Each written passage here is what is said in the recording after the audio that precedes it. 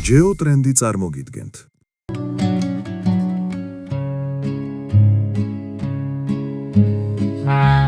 ქალი მეფე, ნაწილი მეოთხე.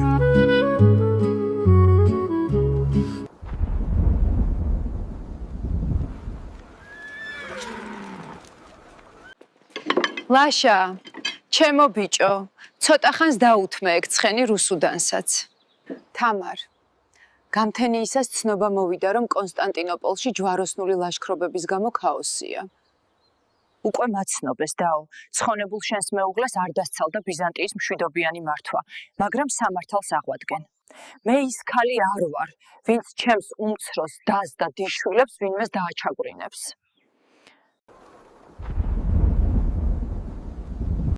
მე ვფიქრობ, რომ შავი ზღვის სამხრეთ ტერიტორიაზე ქრისტიანული სამეფო დავაარსოთ. რადგან ეს მხარს დაგვიჭერს თურქეთთან მომავალ ომებში. ეგ კარგი აზრია, თამარ. შენი დიშვილები ბიზანტიის მემკვიდრეებიც არიან. იმ პერიოდში საზღვარგარეთიდან ჩამობრძანებულ ქართული სავანეების ბერებს მეფემ უზარმაზარი ქონებრივი შეწირულობა უძღვნა. თუმცა ბიზანტიის კეისარმა უკან მობრუნებულ ქართველ მღვდელმსახურებს ბოძებული სიმდიდრე წაართვა და პირადად მიისაკუთრა. მეფე სწორედ ხელსაყრელ მიზეზს ეძებდა ბიზანტიის წინააღმდეგ გასალაშქრებლად, რადგან ბიზანტიის იმპერატორის ანდრონიკე პირველი კომნენოსის ტახტიდან ჩამოგდების შემდეგ მოკლეს ანდრონიკეს ვაჟი, მანუელ კომნენოსი, რომელიც იყო რუსუდანის მეუღლე. ამის შემდეგ თამარის უმცროსი და მისი დიშვილები საქართველოში თამართან აფარებდნენ თავს. 1204 წელი. ტრაპიზონი. მეოთხე ჯვაროსნული ლაშქრობის დროს კონსტანტინოპოლში ქაოსი სუფევდა და თამარმა გამოიყენა ეს სიტუაცია. აღნიშნული ლაშქრობის დროს საქართველოს ჯარმა დაიკავა ლაზეთი, ტრაპიზონი, სინოპი, კერასუნტი, სამსონი, კოტიორა. ბიზანტიას მოსწყვიტა დაკავებული ქალაქები და ახალი ყმადნაფიცი ქვეყანა ტრაპიზონის იმპერია შექმნა, რომელსაც მისი დიშვილი ალექსი კომნენოსი ჩაუდგა სათავეში.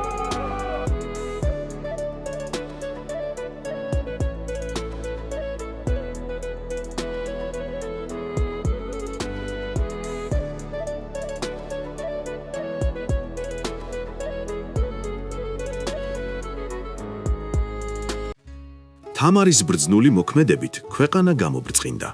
ქვეყნის საშინაო საქმეებითაც სამეურნეო და კულტურულ საგანმანათლებლო სფეროში. მაღალგანვითარებული იყო სოფლის მეურნეობა, ხელოსნობა და გარევაჭრობა. საქართველოს იმდროინდელ ხაზინაში იმაზე მეტი ფული იყო, ვიდრე მთელს ევროპულ სახელმწიფოებში.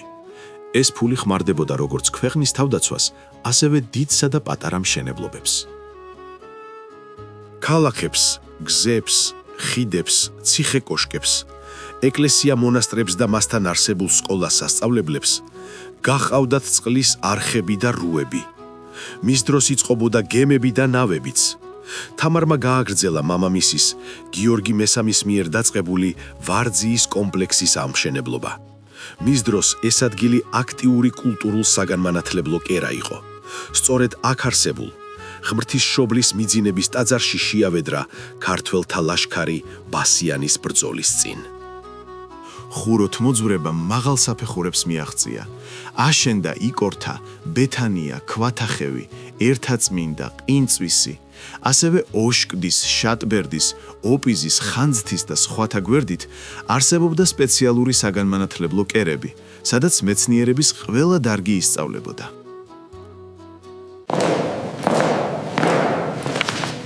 ვასილი, ჩემო ეზოს მოძღვარო, ვფიქრობ წიგნში მხოლოდ ქართველთა დიდებული გამარჯვებები უნდა აღწერო.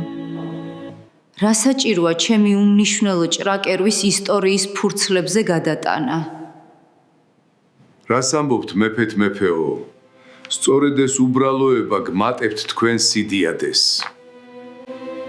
თაობებმა უნდა იცოდნენ, თუ რაოდენი სიყვარული აქვს ხალხს თქვენს მიმართ. თამარი არ მიიჩნევდა საკუთარ ღვაწლად ხაზინიდან დახმარების გაცემას. დროს როგორც კი იპოვიდა, ქსოვდა, კერავდა და თავის ნახელავს ბერ მონაზვნებსა და გლახაკებს ურიგებდა. მეფე დიდად ზრუნავდა გაჭირვებულებზე და ქვრივ ობლებზე. მე ვარ მამაი ობოლთა და მსაჯული ქურივთა ვამგობ და ღიმილით. სახელმწიფოს შემოსავლის 10% ნაათალი.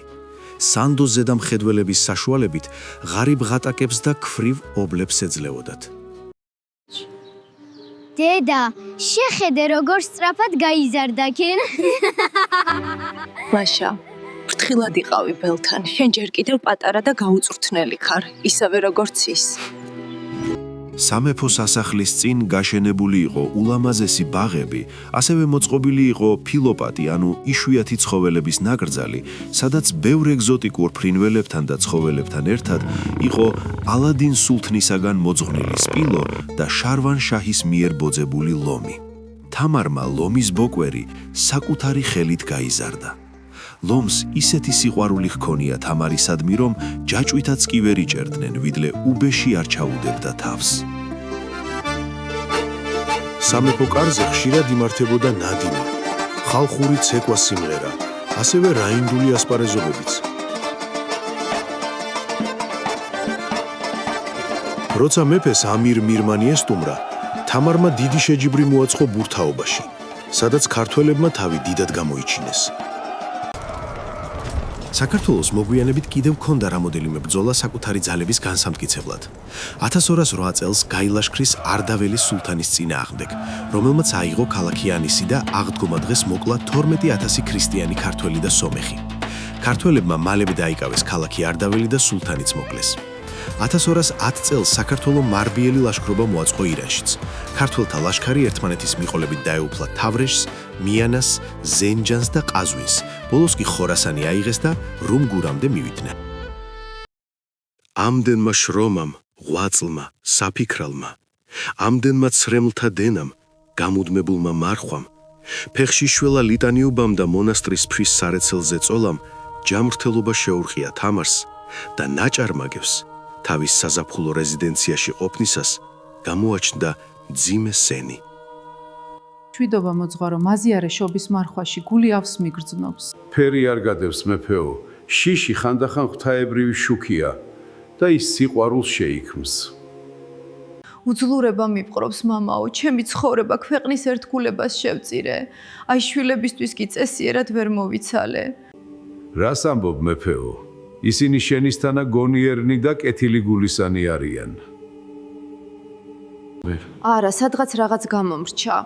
ლაშა მეფობისთვის არაა, თუმცა უკვე ჩემი ტახტის მოსაყრდეა, რუსუდანი კი. ლაშა გიორგი ობლობისას როგორ ამოგიდგა გვერდში. ანისთან ბრძოლაშიც ისახელა, რისი გეშინია? მამაცი და კეთილია, მაგრამ მეფობისთვის არ არის. ამ სიმწრით მოპოვებულ ქვეყანას როგორ შეინარჩუნებს მარტო? ნუ რაფრის ნუ გეშინია მეფეო.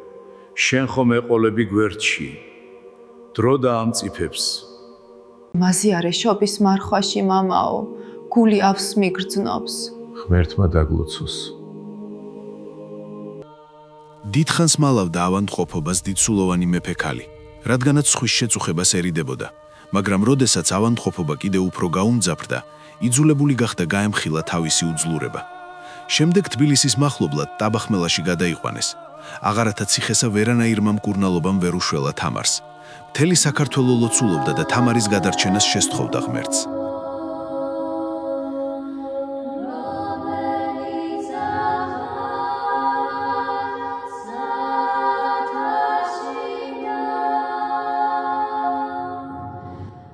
თამარმა მოიწვია სამეფოს წარჩინებული პირები, ძალღონე მოიკრიბა და მიმართა მათ.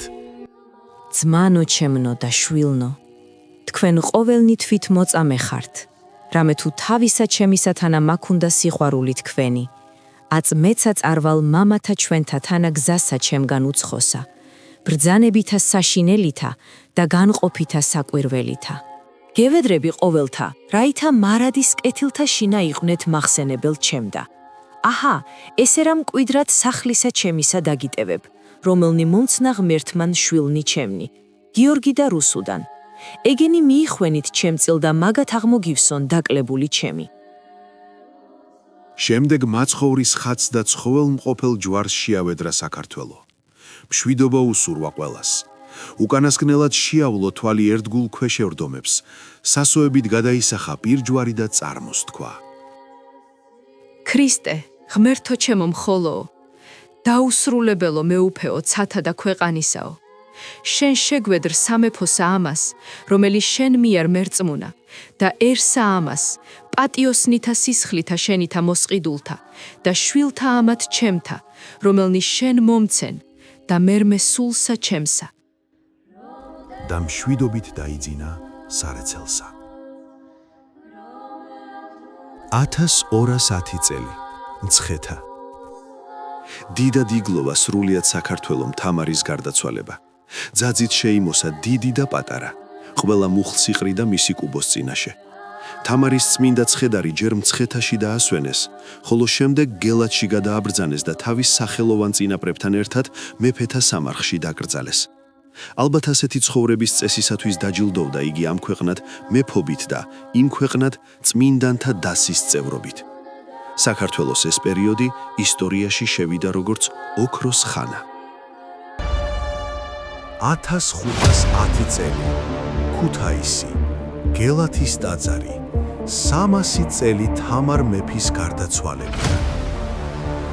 თურქ-ოსმალთა ლაშქარი ქუთაისს მოადგა. ქალაქი განადგურების პირასაა, ისინი მალე მოადგებიან გელათსაც. ხომ იცი რომ ურჯულოები ჩვენ სიწმინდეებს შელახავენ, დიდებული მეფეების დავითისა და თამარის წმინდა ძულები უნდა გადავმალოთ.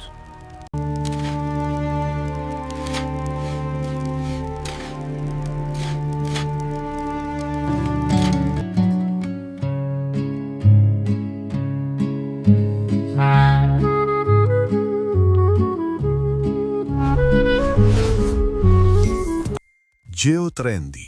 გამოგვიწერეთ YouTube არხზე, რომ თქვენი დახმარებით შევძლოთ ისტორიის გაცოცხლება.